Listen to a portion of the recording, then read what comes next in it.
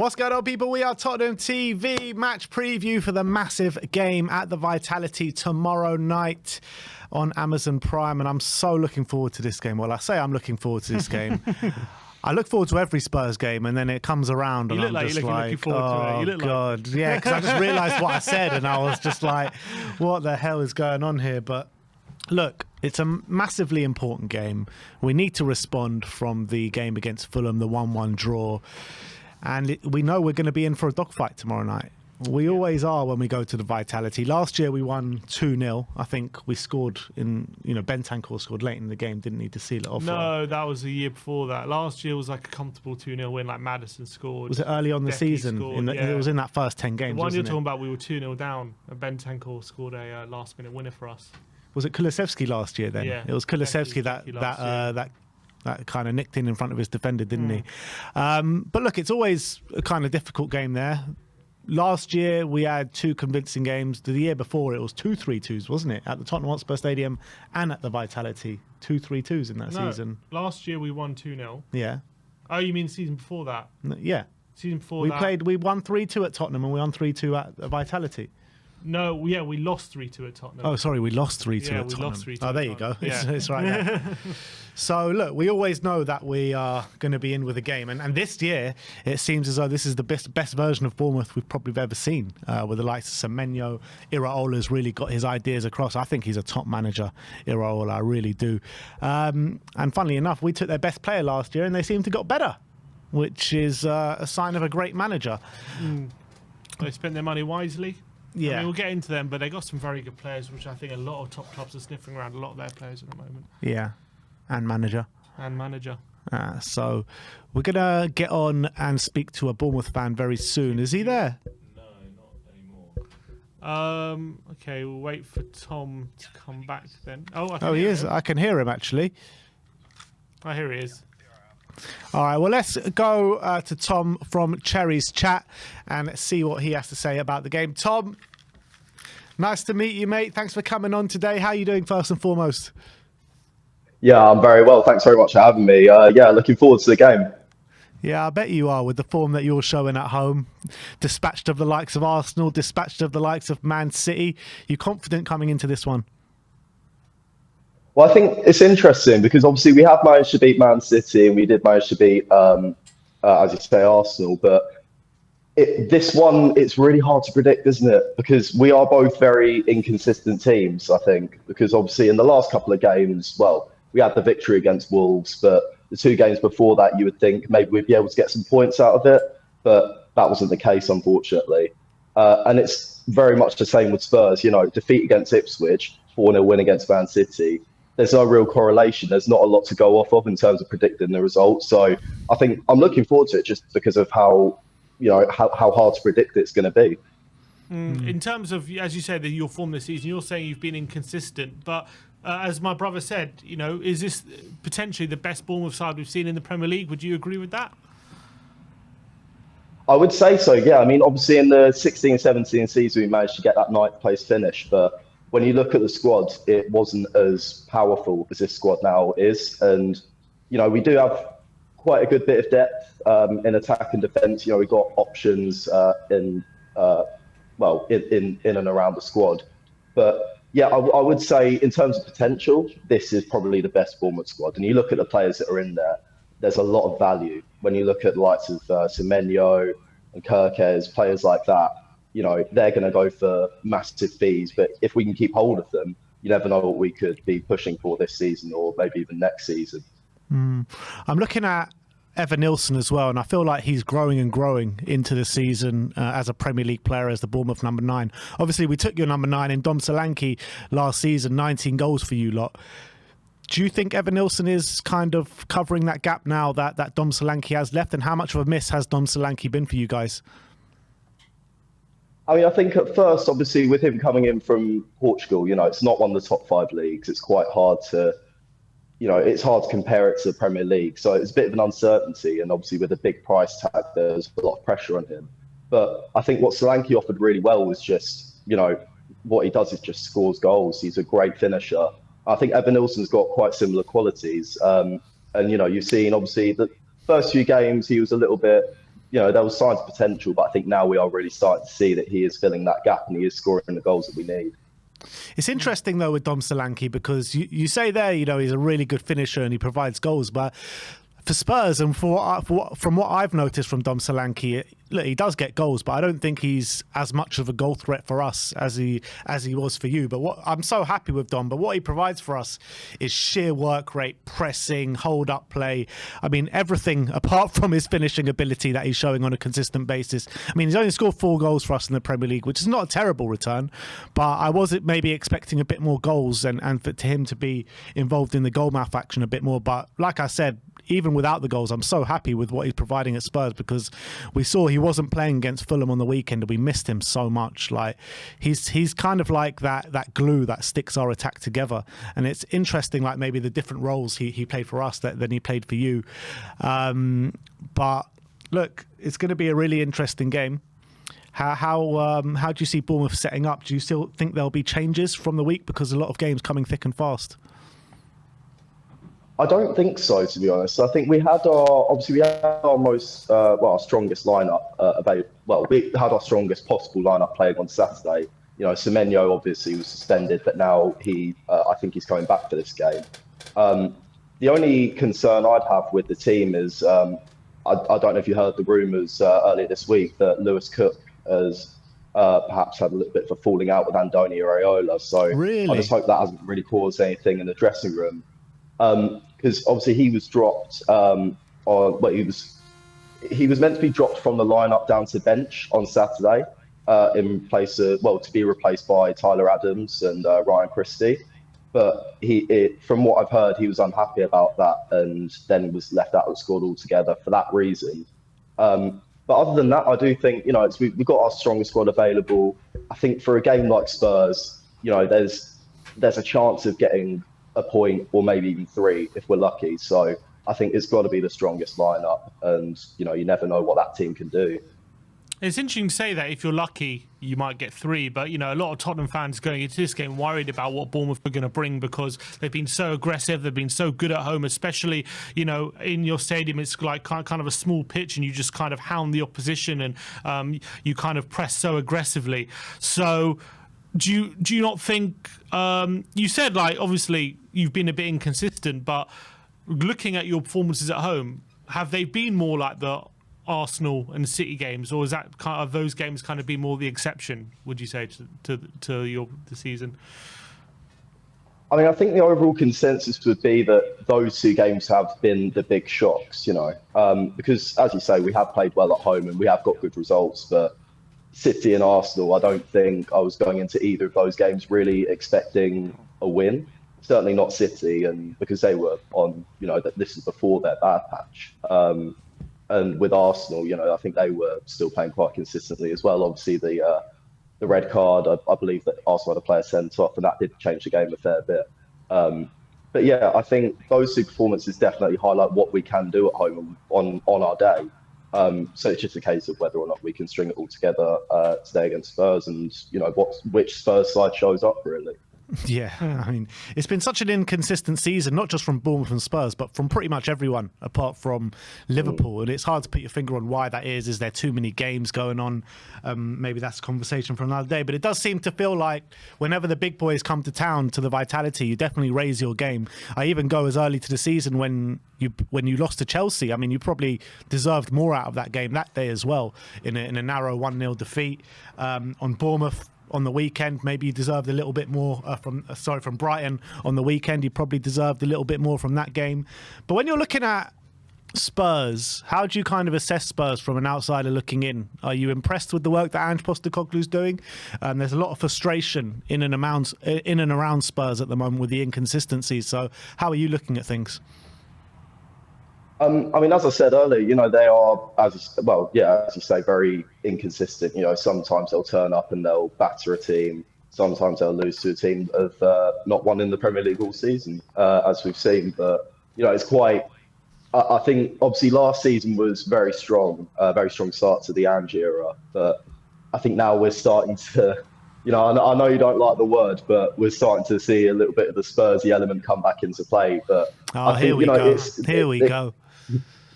It could be, I don't know, it could be turned around.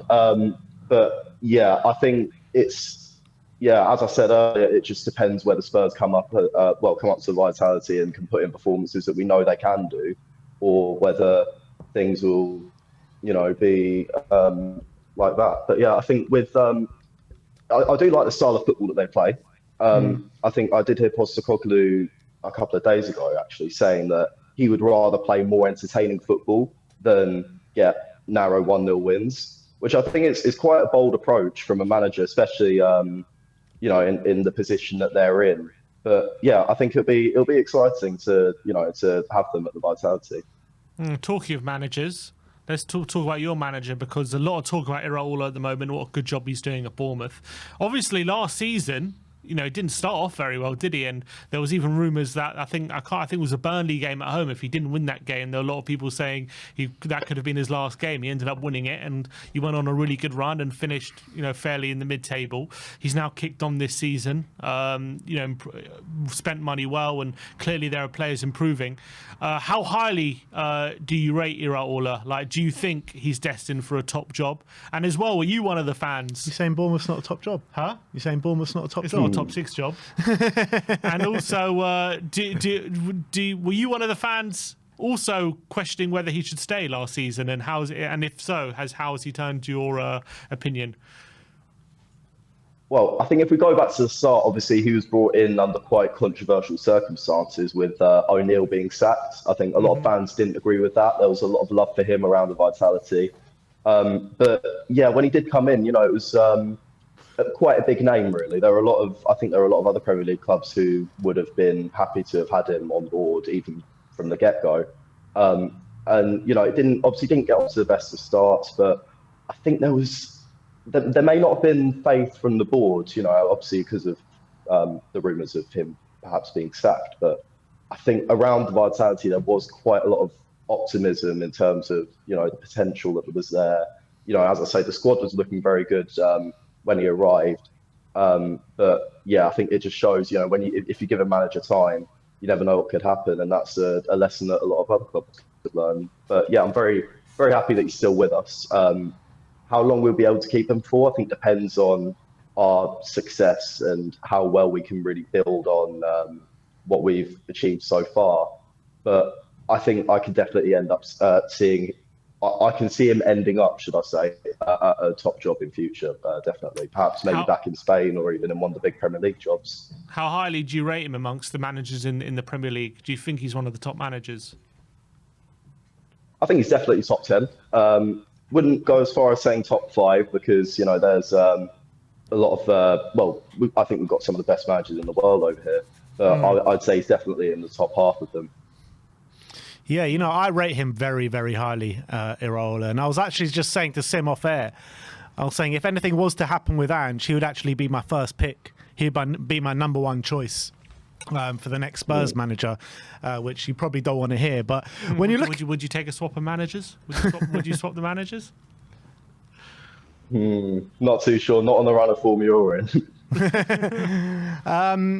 When you're looking at, though, the job that he's doing and you look at the players that you've got and the major coups in terms of the Arsenal game and the Man City game that we were talking about before, how highly or how far do you think Bournemouth can go this year? Like, what do you reckon your ceiling is? What do you reckon you can achieve this season?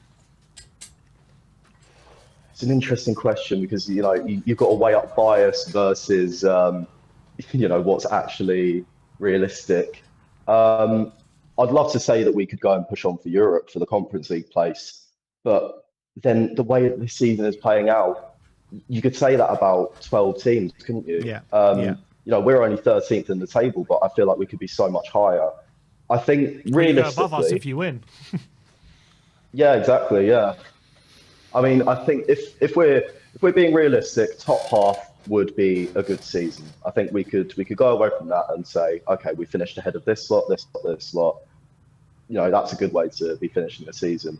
If we could get into a Conference League place, that would be unbelievable. I think at that point we'd be struggling to keep hold of a lot of the players and Iraola, but for good reason. But yeah, I think the goal for me personally, I think top half I'd be more than happy with. And do you think no disrespect to Bournemouth, but that you can hold on to these kind of players. Like the Kirkes is heavily linked with Manchester United for a move in the summer. Liverpool as well. Liverpool as Robertson well. is, You've got top players there. You really do. I think Ilya Zabriani in defence is a really good player as well. I really like him. Obviously, Semenyo. We've spoken about Semenyo a number of times on this channel about a potential signing for Spurs. So do you think that you can hold on to these players?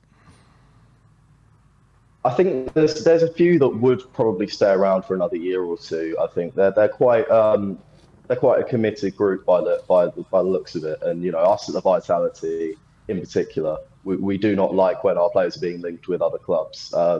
But yeah, I think the only one that I'm really worried about leaving in the short term is Kirkes, purely because he's so young, he's got such a huge valuation, and there's massive clubs in Europe looking at him. I know obviously Liverpool are being linked at the moment, but I'm sure I don't think he'll go in January, but I'm sure if we wait until the summer, we're going to have a lot of other suitors coming for him. So I think if we manage to keep hold of him that summer, then we're doing a great job. But I'd say Semenyo, I really hope he does stick around, because I think he's got a lot of potential. I think he's grown so much throughout his time at the club. He came in as a championship player. He's now become a solid Premier League winger. Zabarnyi, as you say, he's got a lot of youth, a lot of potential. So that would be good if we keep hold of him as well.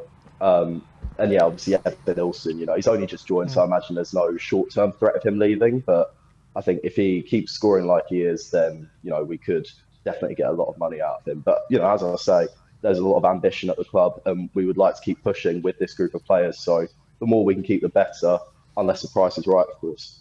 I was looking at some Bournemouth Twitter this morning, and I saw one Bournemouth fan claim that Ryan Christie is the most underrated player in the Premier League, and he has the running power of N'Golo Kante and the creativity of Mesut Ozil.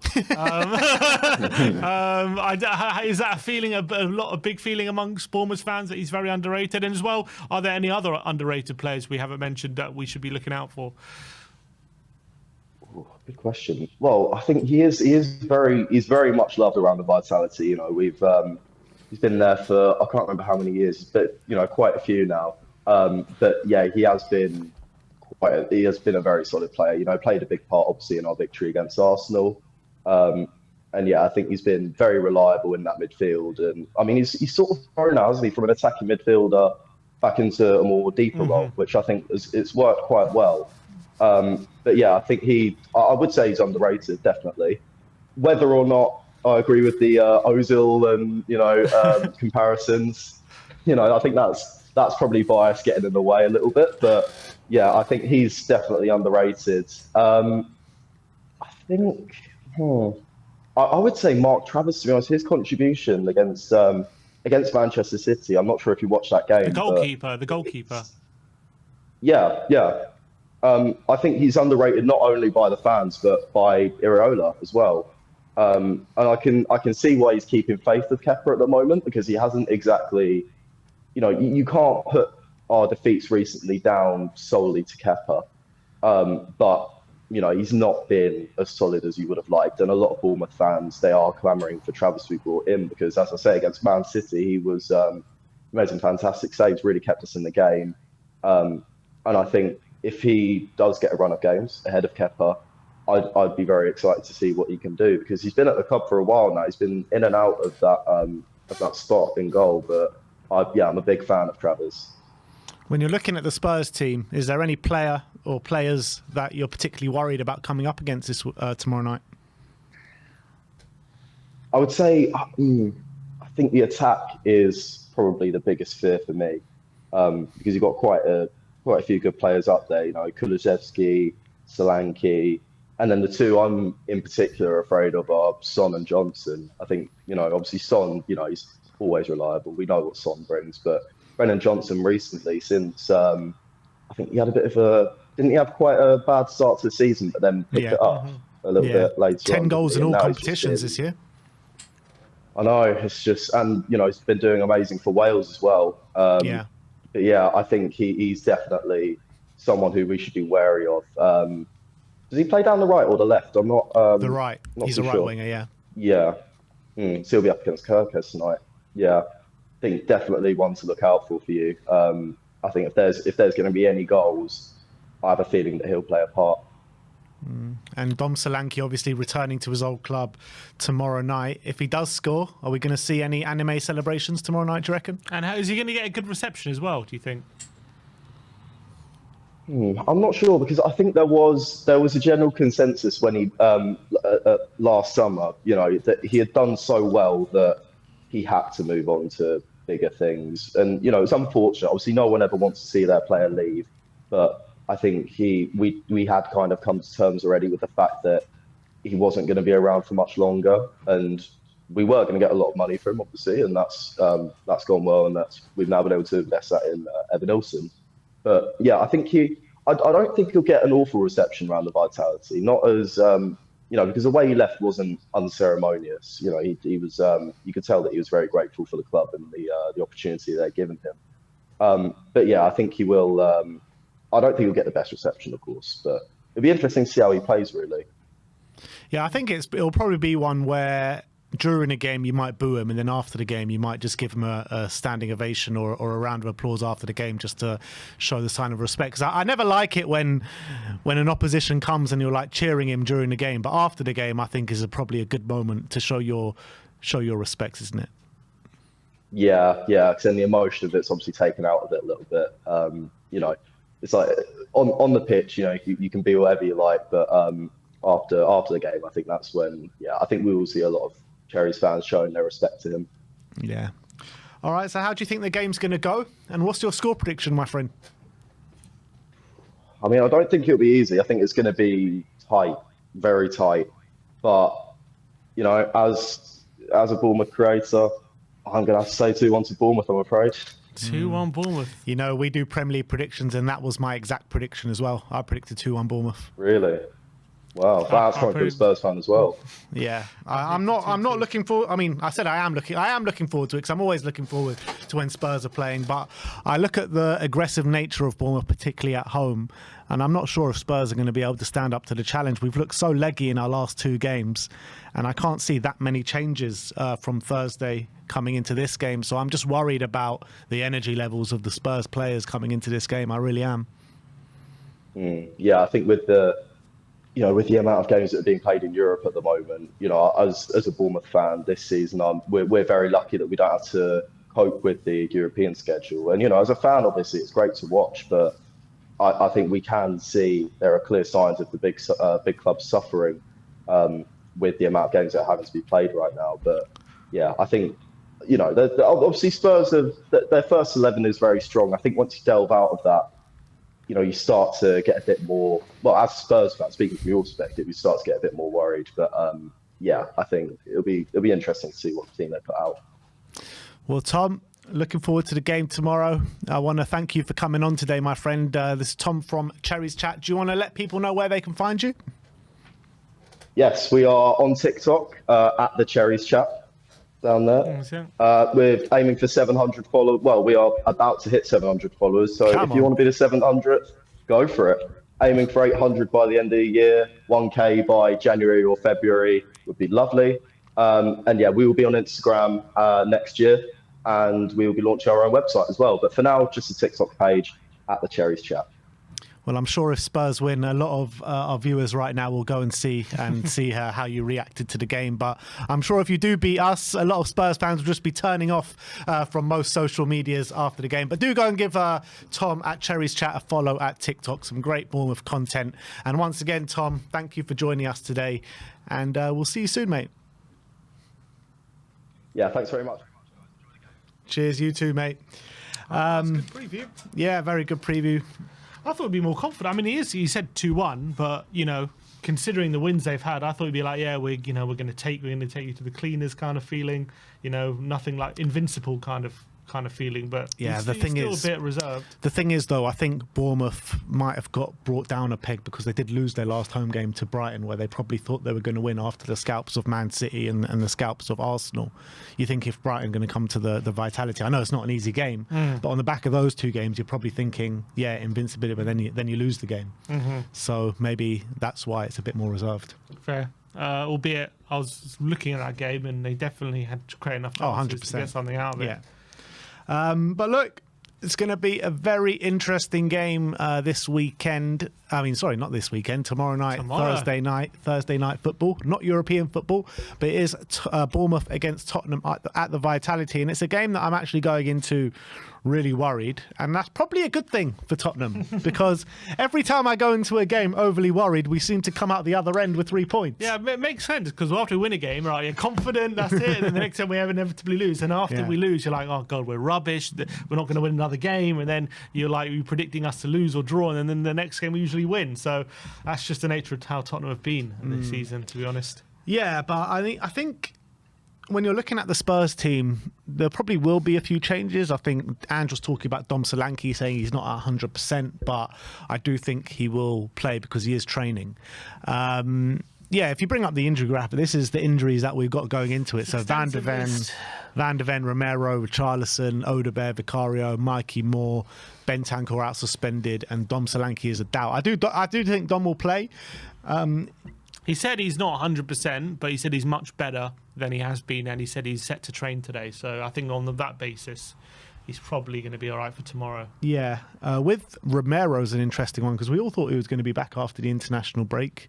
It seems to be getting delayed. I assume he's going to be back in for Chelsea, but I don't know. Well, not necessarily because he said Ange, that he's going to have rehab hopefully today with a view of hopefully, he said, being in training on Friday, but he said worst case scenario, he's back training at the beginning of next week. So that tells me there's a good chance he probably won't play Chelsea as well at that stage, I would say, unless he is training on Friday. But if he's not, he said he's already basically planning for the chance that he's not going to be training until Monday. So looks like not guaranteed for Romero either. Yeah, which is a worry. But you also look at the players that didn't play on the weekend. So Kulusevski should be back in the team as well, which will, if we do have Kulusevski and Big Dom back in the side, that gives us that real aggression. And also these guys have had a bit of a break as well. So hopefully you'll see just physicality. Exactly. Yeah. You know, we lost a lot of that on the weekend, and I think it was a massive miss to the team because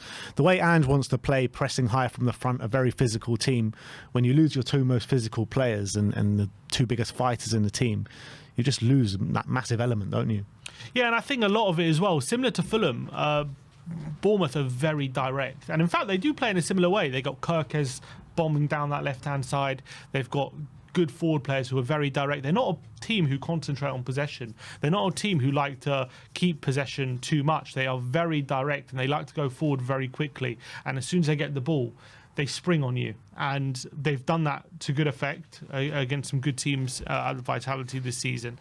And one crucial element to trying to stem that tide is having players like Dom and Decky, where when you give the ball to them in defeat, they can actually hold players off and keep possession and sustain attacks and actually get round opposition players. And I felt like on Sunday when we played Fulham, every time we gave the ball to the front three, it was just bouncing off them, and it led to Fulham continuously springing on us and being direct against us, and the ball just kept going in the other direction. If we have Dom and Decky there, once we give it to them, they can actually keep hold of the ball and allow us to build some sort of momentum against oppositions. And that is what I'm hoping for tomorrow night. Now, Bournemouth are a very, very aggressive team. When we're trying to build up from the back, they're not going to give us any time. Obviously, when the likes of Dragshin and Davis, look, Davis has been good with his passing, and Dragshin maybe a bit better, but they're not as comfortable as the likes of Romero, I feel, and maybe in Van de Ven as well. So I don't think Fulham were as aggressive as Bournemouth are going to be. Bournemouth are very, very aggressive side out of possession. So that is going to be a big, big challenge how we cope with that. And because if we don't, if we're making mistakes at the back and we're giving the ball away in dangerous positions, they're going to be primed to take advantage of that. Yeah, but when you talk about maybe like pure defending, I feel like Dragishin on a whole and Davis on a whole has probably been, like, at pure defending, I'm not talking about building up from the back or anything like that, has probably been better than Romero and Van de Ven. Yeah, it's true, but in a weird way, I'm not trying to downplay it. They've definitely been better when it comes into the box, but when it comes to, like, say, defending on the halfway line and things like that, I still don't think they're as good as like Van de Ven and Romero are in those positions. I don't think they're as brave, and I don't think they're as kind of. I think Davis has been pretty big in the way he kind of nicks him in front of oppositions and we start attacks from those situations. Apart from the one against Villa, it's all been kind of around our own box, and that's fine. But the way and also that's been fine for the likes of the City game when we needed him to do that, because City obviously were going to have a lot of possession and we were going to defend around our own box a lot more than we want to. In this kind of game, maybe we will. Maybe we'll treat it like we did against City and you know. Drop a bit deeper and be forced backwards. But I know, knowing Ange, he's going to want to assert himself on the game. I still think we're missing that element of when we're on the halfway line. I feel like when we had Romero and Van de Ven, we're much better at just winning the ball back a lot quicker in those areas on the halfway line, and that allows us to keep sustaining momentum against oppositions and attacks, and it allows us to suffocate oppositions. Now, when we've got Dragoshin and Davis, when the opposition get into the penalty area, they've been a lot better at defending, but they've been getting to the penalty area, I feel like, more than when it's been Romero and Van de Ven. And I feel like Romero and Van de Ven are definitely better at stopping those attacks at source, if you know what I mean, rather than Dragoshin and Davis. So as much as Dragoshin and Davis have done well, this isn't a criticism of them. I feel like I still feel like people underestimate how much we're missing Romero and Van de Ven, even though Dragoshin and Davis have stepped in and done well. When you're looking at big phrase, obviously he's done really well since stepping in, but this is his biggest test since taking the since Fulham. Well, since taking the number one spot. I think this is his biggest test, because you look at the ability of these Bournemouth players to get in behind. You saw on the weekend against Fulham, you know, Evan Nilsson kept getting in behind. He got 2 penalties, you know, on his own, brought down by Jose Sarr. And, you know, Fraser Forster is going to have to be on his A game to really shut these Bournemouth players out. For me, what I'm most worried about him in this specific game is the playing out the back. I know I've said before that I'm not too worried about it in general, but in this specific game, Fuller, he's so aggressive. Evan Nilsson. Bournemouth, Evan Nilsson in particular, but Bournemouth in general, very, very aggressive team. Once he gets the ball, I've got no doubt that they're going to use Forster picking the ball up as a pressing trigger to really go all out at Tottenham and really go man for man, go super high, and especially as well pressing Forster himself. Now against Fulham, that wasn't too much of an issue. I felt like when he had the ball, he had a bit of time to kind of just play it simple. I know even then he made a mistake, but Fulham in general a bit not smarter, but they are a bit more of a mid-block team. They're not going to be pressing right up until the front line too much. Anyway, they pick their moments, but Bournemouth are relentless in that pressing. They completely go for you. That's exactly how Iraola kind of coaches him to be. And Forster, what we know when he's not got time on the ball, when he's being rushed into things, is he quick enough with his feet? Is he able to not panic when in those situations? He has already this season, when he's had the ball at his feet, made a couple of mistakes, especially against Coventry and against Fulham in some situations. So that element, I am kind of worried, to be honest. Also, as you say, when Evan Nilsson gets in behind, Vicario you trust to be very quick off his line and clear that situation, or you have Van de Ven, you know, going stride for stride. We're not going to have Van de Ven or Vicario. We're going to have Forster and Dragoshin and Davis. So it's going to be more about, can we make sure that we're being as aggressive as Bournemouth when it comes to making sure that their midfielders don't have time on the ball to play those passes in behind. If we can do that, we can stop maybe that threat of Evan Nilsson running in behind. But if we are off our game like we maybe have been, especially against Fulham, then it's going to be a lot more difficult to maybe stop those chances. If you look at this is the lineup that they played against Wolves. Evan Nilsson up top, Brooks on the right, which will probably be swapped for Semenyo, who was out suspended, who's been probably the standout performer for them this season, so he's back. Justin Kluivert, who just broke a Premier League record for 3 penalties in a game, which is unbelievable. That hasn't been done before in the Premier League era. Marcus Tavernier on the left, who I think is a really good player as well. He always seems to has the ability to wriggle away and get those shots away. Ryan Christie, Tyler Adams in the middle, who are 2 very aggressive players as well. I mean, you just look at that front line with Evan Nilsson, Kluivert, Semenyo, Tavernier, Christie and Tyler Adams. I mean, every single one of those players are really aggressive, aren't they? Yeah, I mean, as you say, that is how Iraola has built his team. to be very aggressive. And I think you go look at the average positions, you can get it back up. You can see they do get quite high up, and even against the likes of, I think, City it was, they get quite close to the opposition.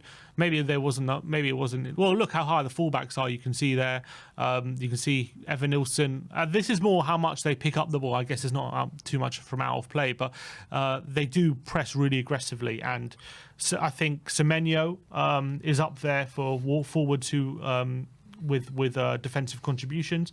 We've seen that work ethic Evan Nilsson puts in. Tavernier's got a sweet left foot as well. He's one. Cliver has, I think, this season really stepping up, I think, for Bournemouth. I think last season he even was quite good as well. He was also a player where people were unsure whether he was ever, he didn't do too well at Roma after doing well at Ajax, and he'd been at Nice, and he's been at a few clubs.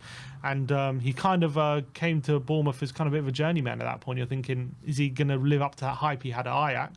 But he seemed to be doing really well, to be honest. 5 goals, 2 assists. However, 3 of those were penalties in the last game. Yeah, but fine. I think last season maybe he was doing a bit better, but I think he's showing he's got quite good enough to play in the Premier League. He impacts games, though. Even if he doesn't get those goal contributions, he impacts 10. Games. Yeah, he's good with the ball at his feet. He's a good dribbler. He's got quality, that's for sure. He can also play on the wing. He can play inside. So and also if things aren't working, they got a really good plan B with Unal, who comes off the bench, big physical striker, big aerial ability. So even when things aren't working, I think he's come on and maybe got a goal or 2 off the bench as well this season. So he's been someone who to worry about. I think if I'm looking at weaknesses, I think Kerkez is unbelievable going forward. I don't think he's the best defensively. It's one of those things where I think Brennan John, if we do play Brennan, he should be looking at that back post and thinking there should be opportunities there, because Kerkez loves to go forward. He's unbelievable going forward, by the way. Against Man City, absolutely destroyed them down that left-hand side. And if we are going to start Porro, which I probably think we will, that's got to be a worry, because we should not start Pedro Porro in this game, because Kerkez is he's so good on the outside, and I don't know who they're going to play on the left. Who did they play on the left last game? Was it Utara? No, Tavernier on the left.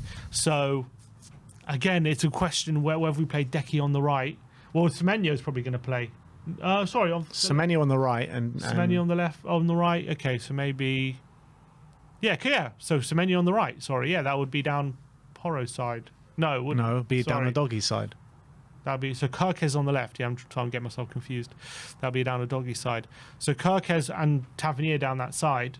I can see Porro having a similar issue as he had against Fulham. Exactly. You've got Anthony Robinson and Kerkez. Unless we play Decky potentially, who can have that running power to get him to help him out. I just think it'll be a big mistake to play Porro in this game. Not because I don't think Porro on a normal day can stand up to the challenge. I just feel like he's just been looking so leggy in these last couple of games, and he's been destroyed in both these Roma games and both and Fulham games. And now he's coming up against another fullback that's full of running and attacking enthusiasm.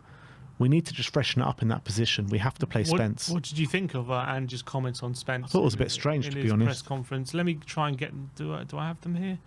Let me see if I can get them up. You put them in the WhatsApp group, didn't you? Yeah. One sec. He said. Let me just get up these quotes from Spence, and I'll read them. He says, on not playing Spence. Sorry. Postecoglou about Spence not playing after seeming to turn his career around. He says, I don't know about a major turnaround. I think a major turnaround is Jed playing regularly at this level. Just because he has hung around doesn't mean that is a major turnaround. I still think a lot of that is Jed continuing to train hard and wait for his opportunity. Fitness-wise, he's always in good condition. We train pretty hard. Could he start a game? I think he could. Could he start multiple games? Probably not, because he hasn't played for a while. He has been in and around the squad, particularly between now and Christmas. Opportunities may come up for him. He almost got on the weekend, but the red card changed things a bit. I think the key for Jed is he's still training well, his focus is there, and just to be ready to take the opportunity when it comes. Now, for a player that's signed a new contract recently, and we've decided to keep, it's not like a ringing endorsement, is it? I would say no, and it feels like whenever Ange has spoken about him before, has been a bit of endorsement on Spence's name. It feels like he was just about getting a few chances here and there, and then he got injured, and now he's come back. And I know he was about to come on the weekend, but he hasn't. I don't think he saw 1 minute, didn't he, last month, with a minute against Manchester City. And I think every time he's played, I think he's been really good. I can't fault him from whenever I've seen him on the pitch. So it's very strange to me. Maybe he's just trying to keep the opposition second guessing, and he is going to start him and he is going to give him a few more minutes. But he did say he's going to get an opportunity in this period now when the game's now and Christmas. Yeah. So I mean, tomorrow is the best chance to give him an opportunity with the way Porro's looking at the moment. It really is. We have to play him. We can't keep playing Spence every single game, and you probably want to see Porro get a rest and come back in for the Chelsea game. So why not play Spence tomorrow? It just makes no sense to me if we don't. Yeah, I mean, I agree. Maybe Andrew will argue the 5-day rest period is enough recovery for Porro to come back in, but then would he be able to play this game and then the game on Sunday as well? But you could also, from Andrew's point of view, maybe he's thinking, can you look too far ahead? We need to win games now, and I can't not play Porro if I think he's the best option for this game. But is playing Porro giving us the best option to win games at the moment with the way he's playing at the moment? Look, he had a very good game against Man City, and he's had 2 poor games. Doesn't mean... Yeah, I guess you could argue... Look, definitely against Fulham he struggled, and against Roma wasn't a good game as well. Game before that is against City. Just because he had 2 poor games doesn't mean he'll have a poor game in this one. He's had 5 days recovery, and maybe Ange feels like that's enough. If it's not enough, he shouldn't play him. If he feels like it is enough, then I don't blame him for playing him. But the reality is, I would play Spence just because he's part of the squad. So you've given him a contract. You made him part of the squad. He's our backup fullback. And this is a period where we need our backups to come in and contribute. I wouldn't drop... If Porro had an unbelievable game against Fulham, that wouldn't hold any bearing on what I'm saying. I think it's more about us managing the squad and using the squad, more about Porro's form. I think it's about using the squad available to you and using the players that you've chosen to be part of the squad. And you've given Spence a contract. You've decided that he shouldn't be sold or loaned out. So he's your backup fullback. So play him. Play him when we have a lot of games. And right now we have a lot of games. And we've got a very big game against Chelsea on Sunday, which we need to be our absolute best for. And we need Porro as absolute best for. So, and look, if it does go wrong on this one, you could always bring Porro on. But I think Spence needs an opportunity, and I think that I agree with you. There's probably no better opportunity than Thursday, and Porro's poor form is probably a good enough excuse to do that. And there could be similar arguments. I don't think he's been as bad, but he hasn't been great in Destiny Udogie out on the left-hand side as well. Is there a case to maybe stick Archie Gray there, or do we persist with Udogie and just never give him a rest? Well, he didn't play against Roma, did he? Udogie? Yeah, Gray played left back. Yeah, that's true. So he had a bit of a rest there, obviously. So I think he should be all right. But then again, the question is, we're playing 2 games in 3 days again: Thursday, Sunday. So this position is so taxing in our system. That's the thing, and we've left ourselves short. That's absolutely right. I think Gray. I mean, yeah, again, the same with Gray. I think he should also probably be starting game. You can even say with our midfield, obviously Bentancur's out for the foreseeable. So it's a lot of pressure at the moment for Basuma, Sarr, Maddison to keep playing. So depending on where we're going to find Decky. But again, Decky might have to play more games on the wing because we've got a lack of options on the wing because they've got injuries there as well. So it's all about... Ange has to find a real balance between... managing the squad, but also putting out a squad he believes can win the game. And it's going to be a very difficult job doing that over the next few weeks with the amount of injuries we have. For example, on tomorrow, what do we do with Decky? We know that Son and Johnson have started the last 2 games, right, against Roma and against Fulham. They've both started the last 2 games. Son, I think, 70 minutes against Roma, 90 minutes against Fulham. Brennan, I think, what was it, 60 against Roma or 70 against Roma? And then against Fulham, it was, I think he went off at some point. Yeah, Brennan got 70 minutes, 68 minutes against Roma. 60 and 70. Yeah. So, but then didn't start against Man City the game before. didn't start. So what does he do? Does he rest Brennan and Son for this one and put Decky and Werner in, and maybe save Son and Brennan for the weekend and have them on the bench here?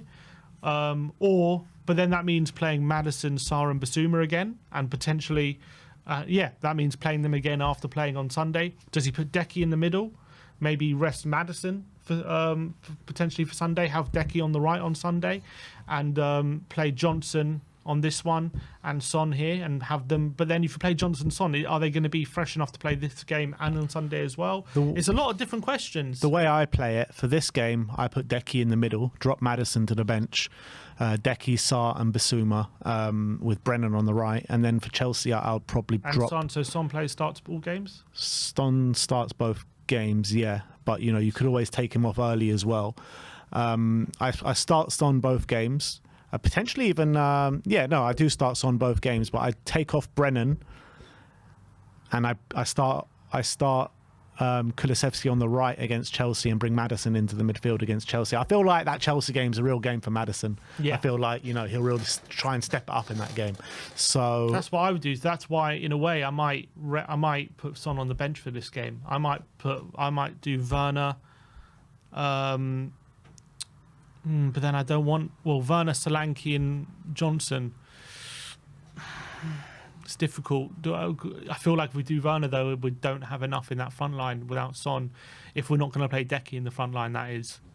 So it's difficult. Also, Sarr and Basuma are just going to have to live it. Look at that link-up play between Brennan and Timo on the weekend. It was a great goal. It was a great goal. Maybe it'll be all right for one game. Maybe we can do Timo and Brennan with Solanke, with Decky, Sarr and Basuma. Is there enough? But I guess I think Son can start both games anyway. It means Son and Maddison are off on the bench, so I guess we do have options to change it if need be.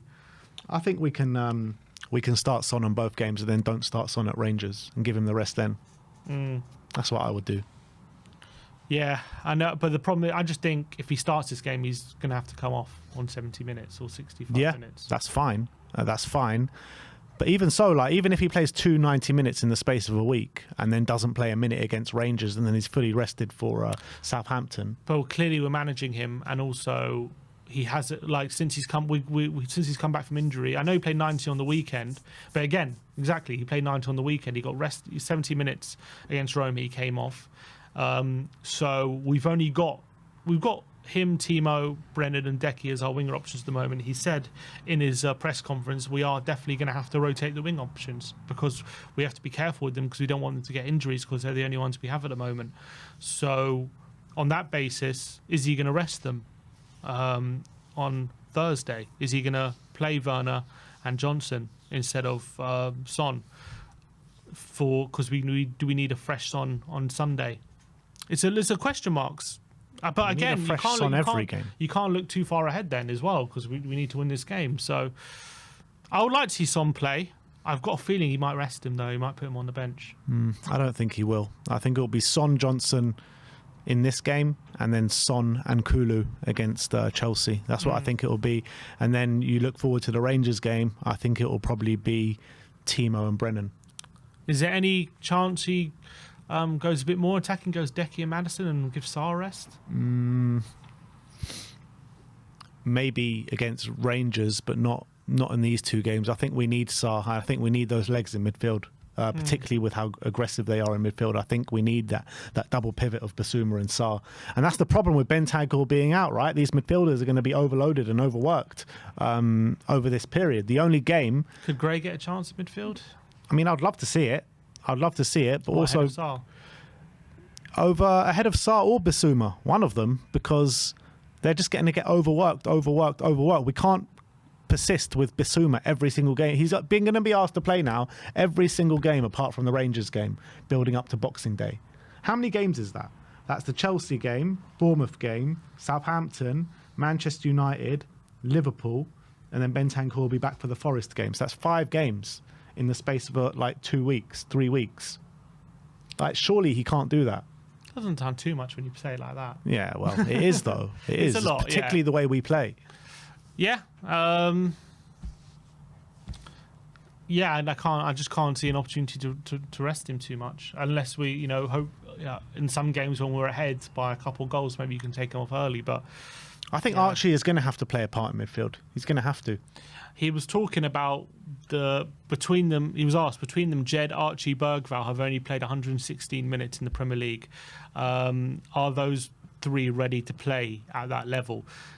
He said, "You're missing a big bit there, mate. How much has Archie played in midweek games? He's started Carabao Cup. He started every Europa game, so he's played. He is part of this team. I think he is separate from Lucas, but we've used Archie as an 8, and I don't know how many as an 8, and I don't know how many of the top sides are using 18-year-olds regularly." I think for where Archie is at, we've certainly utilised him in many different areas, and he's done fantastically well.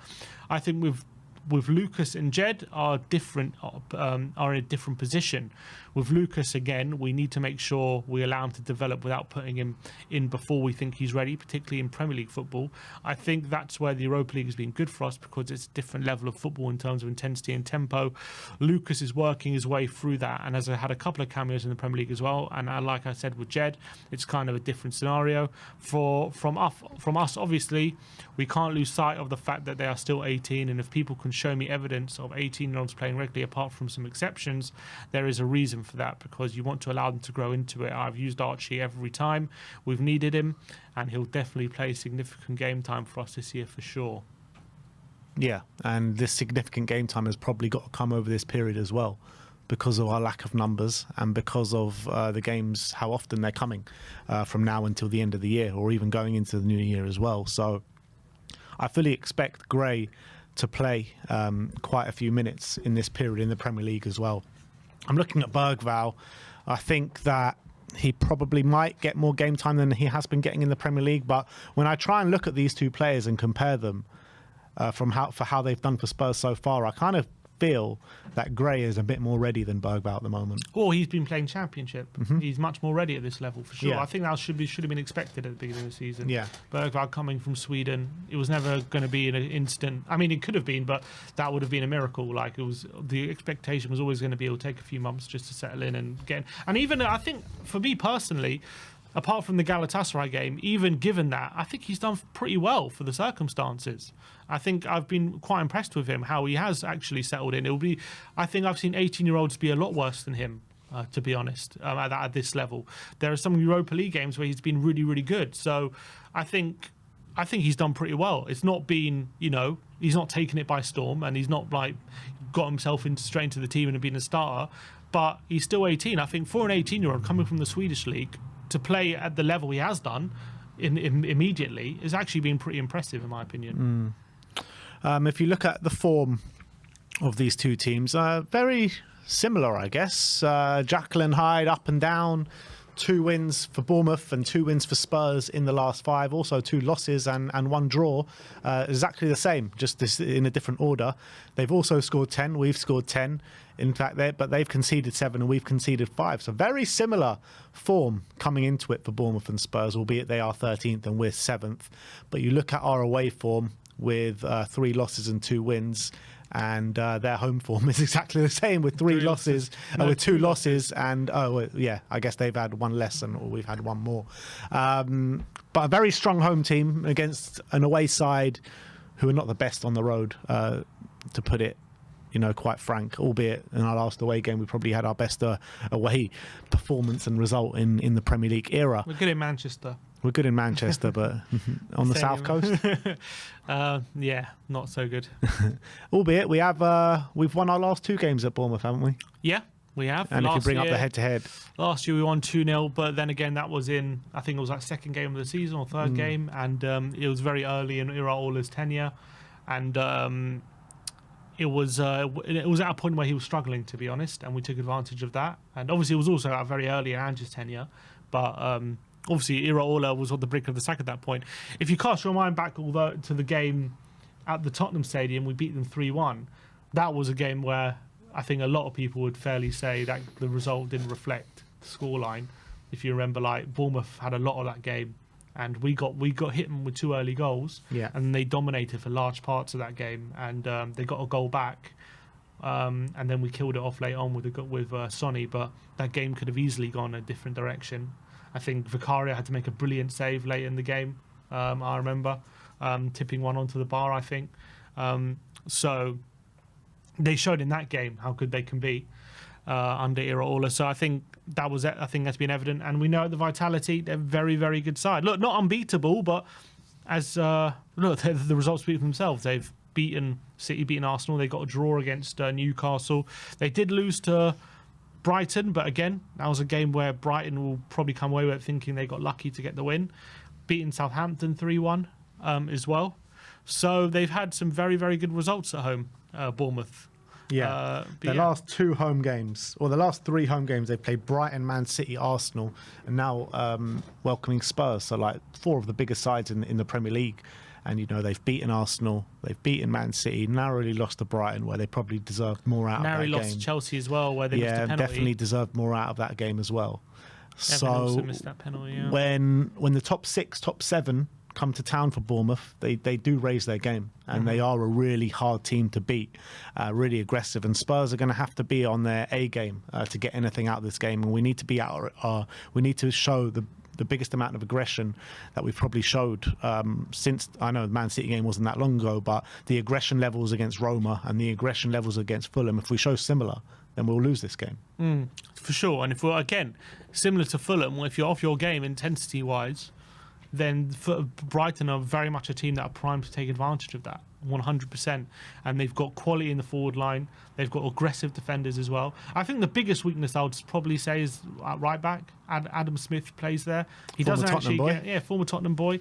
He's their captain as well. Yeah, I'm not saying he's a terrible player, but when I look at weaknesses, definitely he's the one I'd look at. But he doesn't venture as far forward as Kirkes does. He kind of is tasked with staying a bit back and being a bit more pragmatic. But if I'm looking at where we can really hurt them, I think we would probably be best focusing a lot of our attacks down that left-hand side and try and getting at him, because he's definitely an area where... And also, as I say, Kirkes is not the most defensively... At this point of his career, I think he's like 20 years old. He's a very exuberant defender, but he loves to get forward. He's not one of these defenders who's always the best at marking at the back post. So if we can attack down their right, our left, getting those crosses to the back post to Brennan, I think that could be a really good avenue to attack them. Yeah. And as well, in the middle, as much as they're very aggressive in the central midfield, I think technically they're not like one of the top midfielders. Like Christie and Adams are good, very physical players, but if we can be very physical against them in the middle, we can hopefully create some not overloads, transitions from the middle of the park, and then spring on them in that way. We know we like to be very aggressive. With Decky and Solanke, we can up our pressing to a different level than it was against Fulham. And if we do that and we can press their central midfield, I think overturns in the middle could also be a very much an avenue where we can get at them. Because technically in the middle we're stronger than them. I think physically, you know, you could argue with Christie there and Adams that they're very good physically. But I think technically if we can up our pressing, we can maybe get the better of that centre. Say that, but if we go into a middle three with Pape, Biss and Kulusevski, I mean, that is very physical. Yeah, I'm not saying we're worse physically. I'm saying physical, they're also good. That's their strength. Yeah. Their strength isn't technicality. Yeah. So if we can force overturns and quickly play through them, that's what Brighton did for their opening goal. Winner won it in the middle, and then very quick interchanges between Rutter and João Pedro, and they ended up getting the goal. And also with the goal, if I remember the Brighton goal, João Pedro played the second one, played a beautiful through ball in behind Adam Smith, and Matoma was in behind. That's the kind of run we need Sonny to make if he's going to start. Yeah, and I feel like we need to start this game at really fast paced. Start this game really fast paced. Go at them from the first minute. Try get that early goal, and if we can't get that early goal, we can keep going. Maybe, because if we can get an early goal, force them to come out a little bit more. We can try kill this game, and if we do kill this game, get 1 or 2 in the first half, then maybe we can start taking off people. But if we let Bournemouth really get on top of us, this could be a long afternoon, man. Mm-hmm. Really long afternoon. It's one of those games where you might know from the first next 10 minutes how this Yeah, game I is think going to so. go. You know what I mean? I kind of feel like every game's like that with Spurs at the moment. Not necessarily, because City was first 10 minutes we were all under the Yeah, cosh that's true. and- To be honest, the first 10 minutes, whoever starts the best usually loses the game. I suppose. That's how it usually goes. Because Yeah. at Fulham, we started all right in the first 10 minutes. Yeah, we didn't lose. Pretty much did. But yeah, what is your score prediction? I said 2-2, just because I feel like we're so stretched at the moment. The players come back from injury. Are they 100%? I'm not 100% sure. I do think in this game as well, the way that of Bournemouth press, our Dragoshin and Davis and Forster as well, when they were playing out the back, we're looking for our build-up play. That's also another reason maybe we might actually need Porro here, because build-up. If we have Spence there, But he's been poor in the build-up though. Last couple of games. he's still all right in build-up, and I don't know if Spence will be able to do that job from build-up unless we just go long all the time. I think Gray potentially could, so maybe we could play Gray there right back. But I don't know. I feel like the problem is Dragoshin and Davis are just not. I mean, Davis is all right, but Dragoshin's not the best in build-up. Davis is okay, but he's not incredible. Porro is very crucial in that element, especially with Forster in goal, who's not as good a passer as Vicario. We're going to need all the players who we can get who can build up, and actually build up in this game is going to be super, super important, because if we can break Bournemouth's press, that's also a massive avenue we can attack them, because they leave a bit of space when we're building up because they're super aggressive. So if we can manage to find moments to play through them, that's where a lot of space is going to be had. So on that basis, Porro might be really crucial here. But obviously, defensively and all, when he's being overloaded, that's a big problem. So, but I said 2-2. I still think we've got enough quality to really hurt this Bournemouth team. I think there are going to be avenues down the wing for us, especially their right-hand side. But I feel like the confidence they're going to come into this is going to be high. And I think as well, the way they press, I can see them forcing us into mistakes here, the way we're playing. So I've gone for us to concede a couple of goals. Yeah, I'm going for a 2-1 loss, unfortunately, which is probably a good omen, to be honest, because every time that me and Sim don't predict Spurs wins, we usually do go and win. So let's hope that does happen tomorrow night. But Can't double bluff the gods, Ben. Of course you can. We did it against Man City. We're doing it again today. So yeah, I'm going to go for a 2-1 loss. I think they're going to be really aggressive, and I'm not sure if Spurs are going to be able to stand up to the challenge. I feel like we've lacked intensity and we've lacked physicality over the last couple of games, albeit Solanke and Kulusevski have had a bit of a rest, and they are our most intense and physical players. So hopefully they should come into it with a new sense of energy and optimism. Dom Solanke going back to his old club, a stomping ground, which he knows very well as well. So maybe that could provide an element. But yeah, I think we will come unstuck a little bit though. So I'm going to go for 2-1 to Bournemouth. I want to know your predictions in the comment section below. Someone give me some confidence. Someone predict a Spurs win, because we need 3 points here. And if we do get 3 points, it sets us up really nicely. Well, I don't know if it actually does because of our win-loss thing. But if we can get a win here and go into the Chelsea game with a bit of confidence, we need to shorten that gap with Chelsea. And if we do lose here and then pick up a point or a loss against Chelsea, then, we are slipping behind majorly. And it is a massive cause for concern going into a really busy period. But let me know your score predictions, guys. I'm going for 2-1 to Bournemouth. Sim's going for 2-2. We're going to move on to our predicted lineup in just a second. Do you want to just go through some comments? Let's see. George Orson says 4-2 to Spurs. Ben, you be let me down, mate. You be let me down. You be let me down. You be let me down. That's what he said. That's Daniel Field. Shosh says, I think Solanke will still sick, but 3-0 Spurs. Apparently he's training today, so let's hope he's all right, to be honest. Yenovo says we should try get Matoma. Wouldn't mind that, to be honest. Ollie Perry says, why so negative, lads? We can get this win. Look, by no means, this isn't like, as much as Bournemouth are a tough side, this is not the impossible job. We can definitely win this game. Is that our predicted lineup? I thought I cleared it. One sec. No, that's just... let me clear it and then submit. And then, did I not clear it? No, because I've put home lineup out, but I don't know how there you to... go. Oh, what's happened now? I don't know how to put the actual lineup up. Predicted lineup. 4-3-3. Submit lineup. And then away. So home lineup, away lineup. But on the widget control, do you click home lineup or away lineup or what? Oh, it would be away lineup. Oh, there we go. That should work. 1 minute. And then, so in goal. 1 minute. Let me see if this works.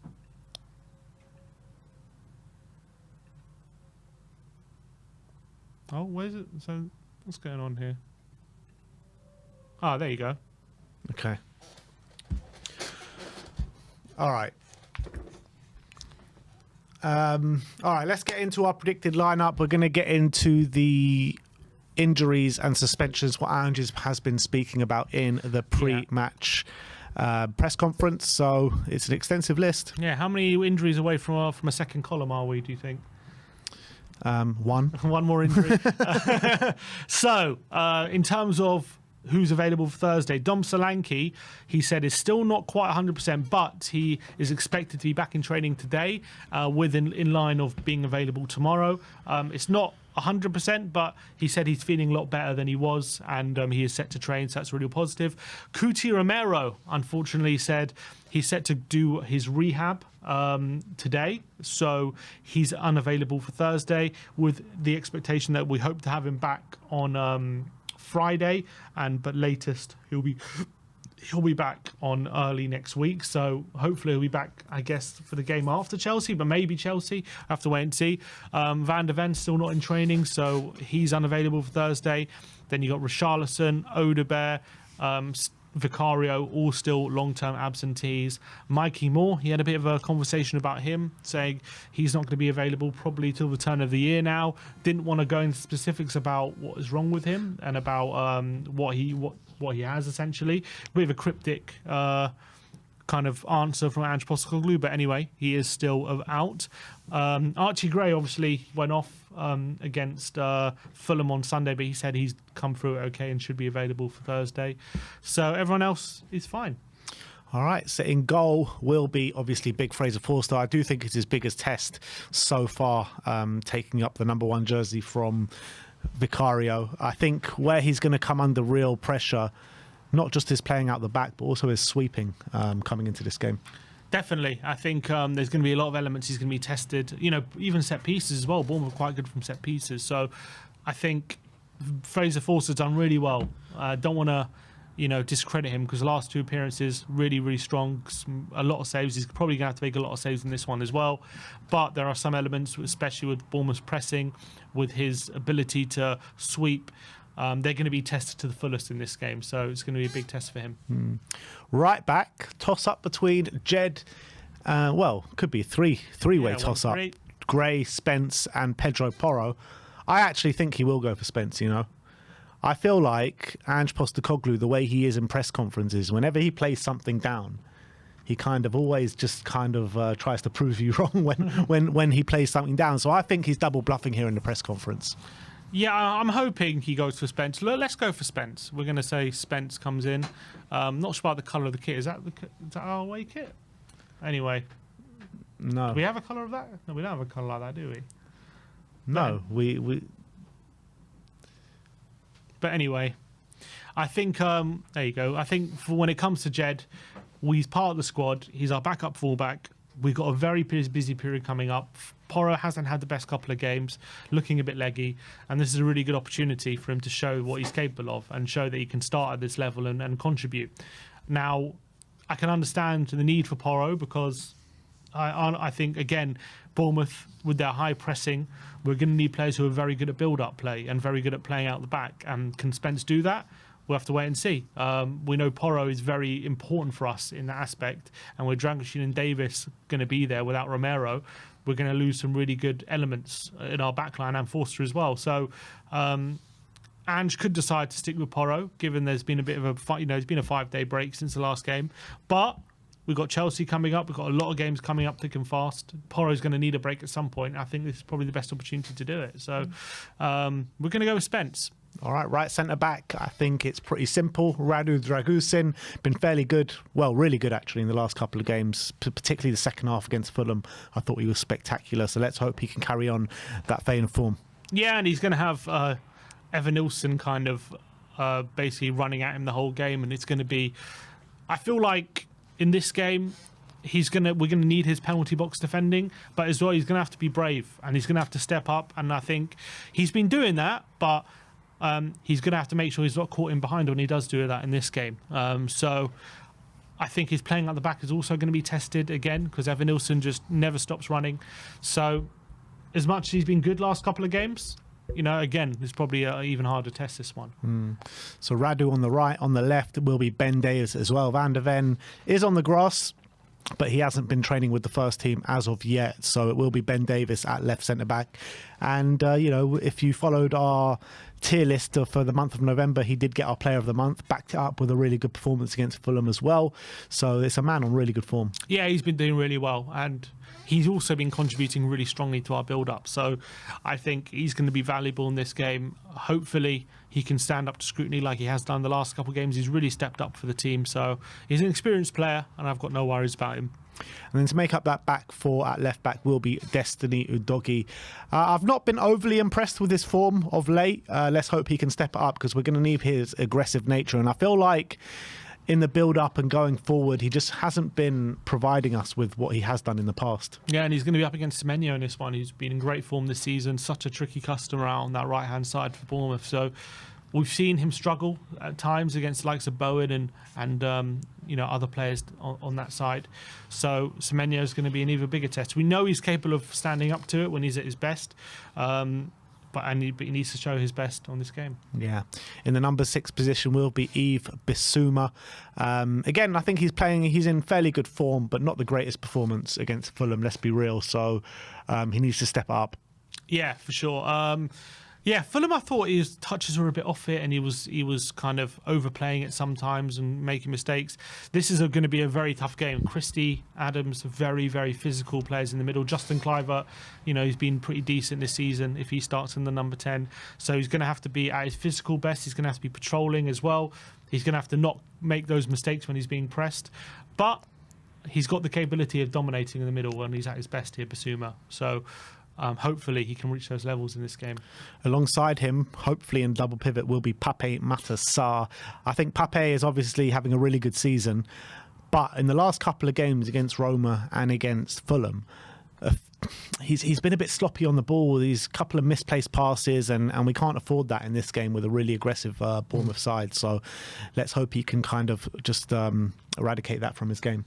Yeah, I remember last time at the Vitality, he got a brilliant assist for Maddison last season, and we're going to need that kind of incisive play if we're going to open up Bournemouth in this game and make sure that we create enough opportunities, because if we're going to drop one of our attacking players for him, we're going to maybe lose a bit in the final thirds. He's going to make up for it, but we're going to need his running power, because especially if don't know if he's going to play on the right or the left, but especially Kirkes loves to get forward. They've got such dangerous players in the attacking positions.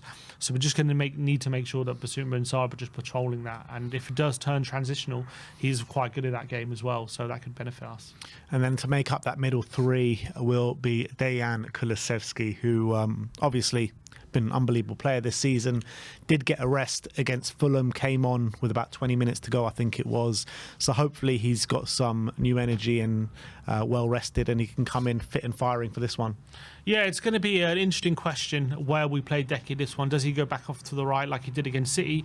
And that means playing Maddison. Do we rest or drop Maddison, play him in the centre, and play Brenner on the right, who's obviously scoring lots of goals? We've gone with Decky in the centre. I think obviously he rested him on Sunday, and hopefully that means he's refreshed, and we're going to need his physicality, I feel, in this game. Bournemouth so aggressive, so strong, and I think it could be perfect, and I think it could be the perfect way to bring Maddison back in against Chelsea on Sunday as well. So we're going Decky in the middle. Right-hand side of the attack, we are going for Brennan Johnson, a man on form in terms of goal scoring. I feel like against Fulham, he got the goal and it was obviously very vital to us, but didn't impact too much in the game. But, you know, the hardest thing is in this game is to put the ball in the back of the net, and he's doing that with regularity this season. 10 goals in all competitions, so let's hope he can get another one. Look, as long as he keeps putting the ball in the back of the net, I'm not going to have too many complaints. That's the reality. But we know his overall game sometimes leaves a lot to be desired.